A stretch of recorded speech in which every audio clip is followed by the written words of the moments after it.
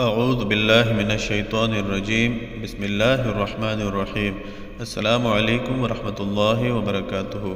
اس video میں آپ کے ساتھ اللہ تعالیٰ سے تجارت کرنے کا ایک عمل بتایا جا رہا ہے۔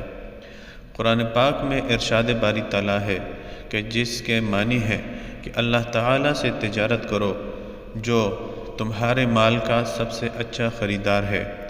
10 دنیا اور 70 آخرت میں اللہ ہی عطا کر سکتا ہے۔ جو شخص چاہتا ہو کہ وہ دنیا اور آخرت میں اپنے لیے نیک اعمال جمع کرے تو اسے فراخ دلی اور سخاوت کے زیور سے آراستہ ہونا پڑے گا۔ جب بھی کسی کو دے تو اس نیت سے کہ جو کچھ دے رہا ہے صرف اور صرف اس کا صلہ اسے اللہ سے لینا ہے، دینے والے کے ساتھ اسے کوئی واسطہ نہیں ہے۔